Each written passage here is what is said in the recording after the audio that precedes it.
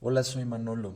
Después de 13 años me presento contigo. De alguna o de otra manera habíamos estado juntos. Soy quien crea y administra los canales de Alzheimer y demencia. Y lo hago porque hace algunos años el Alzheimer tocó un par de veces a la puerta de mi casa, se metió en mi familia, nos hizo pasar por muchas de las cosas que hoy tú pasas. Todo esto empezó cuando estaba yo muy chavo, cuando de repente uno de mis tíos se le empezó a ir la onda. Me acuerdo muy bien que mis tía y mis primos lo presionaban, se reían de repente de él, no en mal plan, pero la realidad es que había un desconocimiento del proceso en el que él había entrado y hacia dónde iba. Se le olvidaban las llaves, se le olvidaban muchas de las cosas cotidianas. Y nunca pudieron detectar que lo que él tenía no era un tema de falta de capacidad, era un tema de médico. Su cerebro empezó a fallar. Y creo que esta historia les resulta familiar, ¿no? Tuvimos un punto de quiebre, la primera gran crisis que vivimos con mis tíos, porque éramos muy cercanos aún y cuando vivíamos en diferentes ciudades. Todas las navidades, vamos, las vacaciones, siempre convivíamos mucho, éramos muy unidos.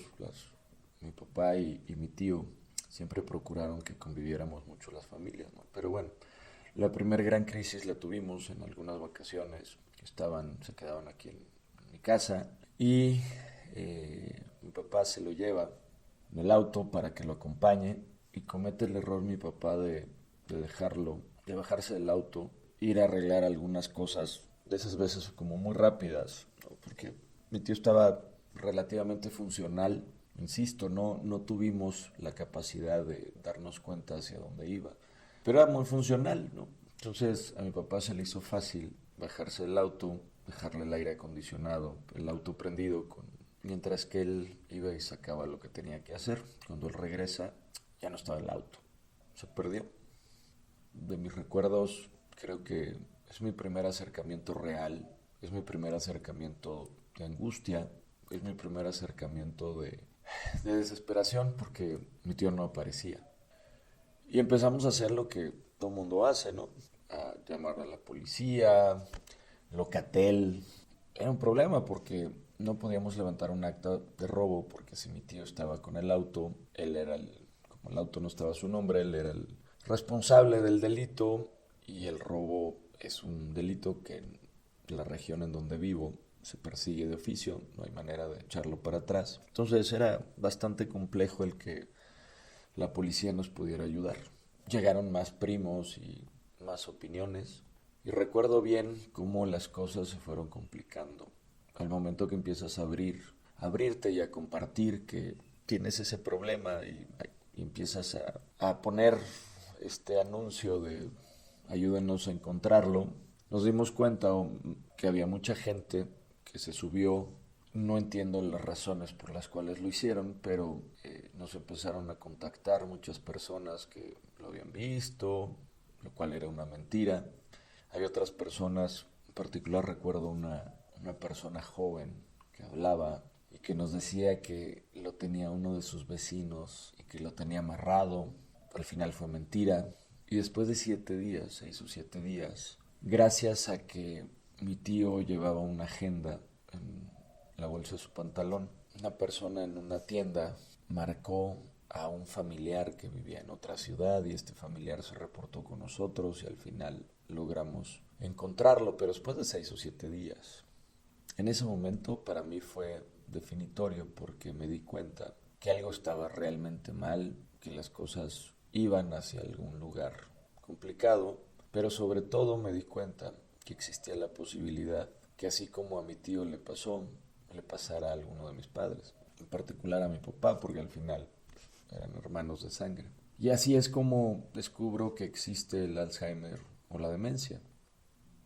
Pero bueno, al final del día, pasaron los años, llegó un momento en donde me di cuenta que el manejo, la condición que tenía mi tío había rebasado a mi tía y a mis primos. Me di cuenta que una de las herramientas muy útiles, tanto para el enfermo como para la familia, son las residencias geriátricas. Y recuerdo que cada vez que viajaba por temas de trabajo, me hacía siempre un hueco para ir y platicar con él. Obviamente ya no en las etapas, digamos, avanzadas. la comunicación que podía tener con él o el feedback que tenía de él, de parte de él, pues era nula, ¿no? En términos de palabras, ya no podíamos sostener una conversación. Él sonreía y me acuerdo mucho de su mirada. Ahí empecé a pensar que aunque las personas que padecen Alzheimer no pueden comunicarse como quisieran, en algún momento se crea una conexión de cariño, hay algo ahí que emocionalmente creo que conectas y que al final le da paz al enfermo, que probablemente también te da paz a ti como cuidador. La vida no se detiene. Mis primos crecieron, se casaron, tuvieron familia. Esa unión con la que crecí se fue diluyendo porque cada quien empezamos a tener intereses distintos, necesidades diferentes. Perdimos, de cierto modo, el contacto tan cercano que teníamos, ¿no? Seguíamos, sabíamos, nos hablábamos, de repente nos veíamos, pero cada quien empezó a caminar hacia lugares distintos. Llegó un momento en donde la situación de la residencia geriátrica en la que estaba internado mi tío, por alguna razón que tomaron la decisión de regresarlo a casa y eventualmente después de muchos años, muchos años, mi tío fallece. Las condiciones en las que él de sus últimos días fueron condiciones bastante complicadas. Su condición física estaba muy deteriorado, ¿no? No era la persona que yo conocí, ¿no? Este profesionista inteligente, gruñón, ya no era esa persona, ¿no? Su cuerpo se había desgastado completamente. Los rostros de mis primos, de mi tía y de quien asumo tomó la responsabilidad de cuidarlo, pues, eran de cansancio, de ojeras, de una situación pues como la que ustedes seguramente tienen. Así pasó el tiempo y algunos años después tuvimos nuestra primera experiencia que nos hizo darnos cuenta que el Alzheimer ya había llegado a nuestra casa. Mi papá venía de un viaje de trabajo, tomó un taxi, pasaron algunas horas y el taxi no llegaba hasta que recibimos una llamada en la que el taxista nos explicaba que la persona que estaba él transportando no se acordaba dónde vivía, que si lo podíamos ayudar con una dirección. Y lo hicimos. Llegó, mi papá puso algunas excusas. Obviamente medio lo regañamos porque cómo era posible que no se pudiera acordar de la dirección donde él vivía. Pero en el fondo sabíamos, mi madre y yo, que el Alzheimer ya había llegado y que era muy probable que camináramos la misma ruta que mi tía y mis primos habían caminado con mi tío.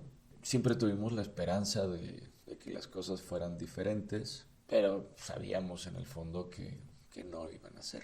Algo que creo que tuvimos la primer bendición fue esta experiencia que tuvimos con mi tío porque ya sabíamos más o menos, bueno, de entrada ya sabíamos que existía el Alzheimer, ¿no? Y sabíamos que era algo que le quitaba capacidades a las personas, sabíamos que era una enfermedad en donde había un deterioro, pero así conscientes, pues hasta que lo vives en carne propia, ¿no?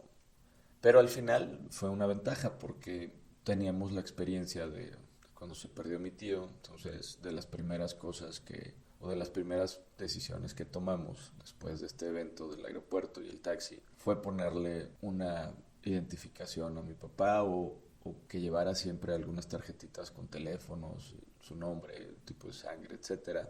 Pero no de manera como te explican los doctores y todos estos especialistas y técnicos que hay en este mundo del Alzheimer, sino de una manera media rústica, media empírica, porque sabíamos que el primer riesgo que corría mi papá era que se podía perder. Y bueno, así es como empezamos nuestro andar en el mundo del Alzheimer o de la demencia. Y al paso del tiempo encontré que las redes sociales podían ser una herramienta para poder ayudarnos a que mi papá tuviera mucha mejor calidad de vida. Ya se los platicaré en alguna otra ocasión.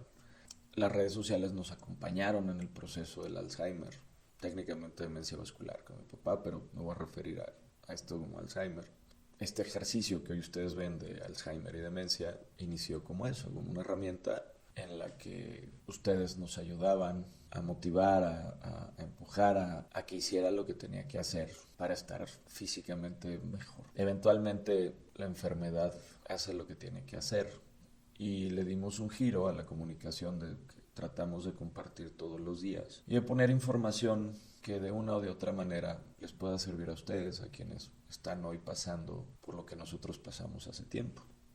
La manera en que entendí mi proceso, el proceso de mi familia, fue algo diferente, porque aun y cuando respeto mucho y aprecio y sobre todo reconozco a todas estas personas técnicas, a todos estos doctores, neurólogos, psiquiatras y toda esta gente que está en el mundo del Alzheimer poniendo su granito de arena, creo que nos rodeamos de personas que nos hicieron ver que había esta información técnica, pero que también había un montón de cosas no técnicas, prácticas, de sentido común, de amor.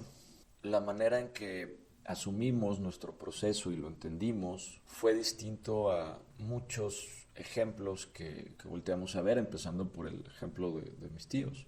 Entendimos que había un montón de gente técnica que respeto y admiro mucho y reconozco su labor, pero que habíamos un montón de personas que por azares del destino el Alzheimer se nos metió a nuestras casas y lo administramos o lo combatimos con sentido común. Y ojo, no estoy hablando de curas mágicas, no estoy hablando de toda esta charlatanería que hay un montón de gente que se aprovecha, ¿no? De dale esto y con esto se le va a quitar y sóbale esto y ponle los imanes y ponle acupuntura y todos estos métodos en donde viene la gente y te mete la mano en el bolsillo. No me refiero a eso. Me refiero más a temas de manejo, porque entendimos que el Alzheimer, la demencia, es una carrera de resistencia. Y esta carrera de resistencia, cuando tienes un manejo adecuado, cuando tienes sentido común en el día a día, las cosas se vuelven mucho más sencillas. Y te puedo decir que se pueden hasta disfrutar. Creo que vas a estar pensando que estoy loco. Recuerdo con mucho cariño y recuerdo con una sonrisa en la cara cuando estábamos en la parte más intensa de la enfermedad. Y te puedo decir que sí estaba muy cansado, mi madre estaba muy cansada, ya habíamos pasado la etapa de la angustia, ya estábamos conscientes, ya habíamos aceptado que mi papá estaba enfermo y hacia dónde iba. Te puedo decir que en esos momentos sonreíamos mucho, hacíamos reír mucho a mi papá, aún y cuando ya se había desconectado de nuestra realidad. Pero el manejo y todo este sentido común que intentamos ponerle a las cosas, al final hizo que no padeciéramos la enfermedad, que no la sufriéramos. Tomamos muchas decisiones en las que mi padre tuvo mucha calidad de vida y decisiones que he intentado compartir con ustedes a través de este tiempo. Entonces, el objetivo de estos canales siempre ha sido darles a ustedes tips, darles a ustedes nuestro punto de vista, compartirles lo que nosotros vivimos, porque sabemos lo difícil que es estar en sus zapatos.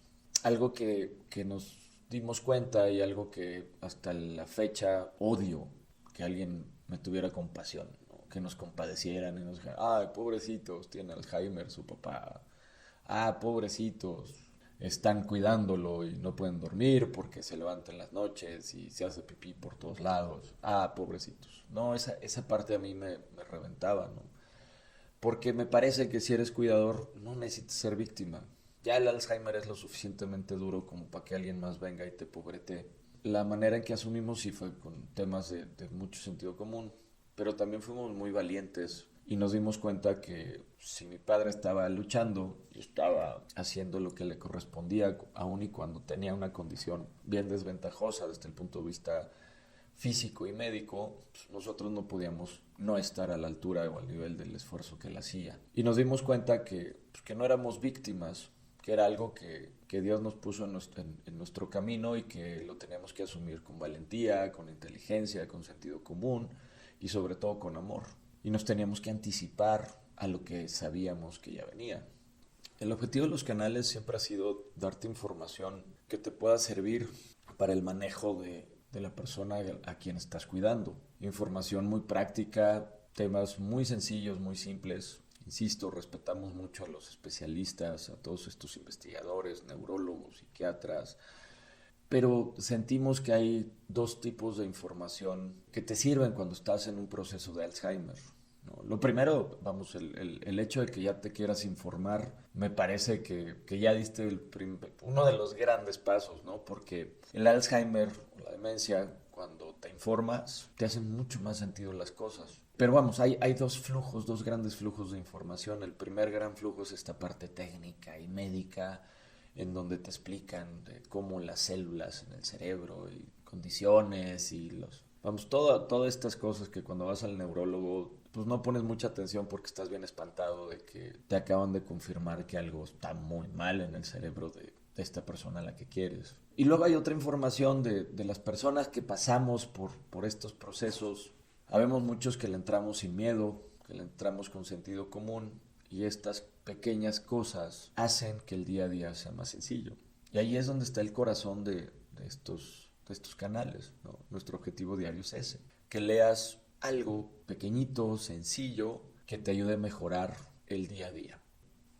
Te agradezco mucho haberme escuchado y quiero invitarte a que si tu historia es una historia en la que hay valentía, en donde hay sentido común, en donde sabes que cosas que hiciste le van a funcionar a alguien más, o cosas que estás haciendo le pueden funcionar a alguien más que está luchando hoy contra el Alzheimer, pues que me contactes para que nos pongamos de acuerdo y nos lo platiques. La idea de esta nueva etapa en los canales es abrirlos para que ustedes y entre todos encontremos nuevas formas de poder manejar y poder llevar el día a día de nuestros enfermos. Lo puedes hacer a través de mensajes directos y seguramente por ahí nos vamos a tardar en contestarte, pero eventualmente te contestaremos. Recibimos un montón de mensajes, los cuales agradecemos mucho. Pues nuevamente, ¿no? La invitación a que te asumas como un cuidador y no como una víctima. El ser cuidador no quiere decir que eres una víctima, al contrario. El que seas cuidador te hace ser una mejor persona, te hace estar en un lugar en donde alguien te necesita, y cuando tú le tiendes una mano a alguien que te necesita, alguien que vive con una fragilidad brutal, te estás poniendo una estrellita en la frente. Muchas gracias y nos escuchamos la siguiente.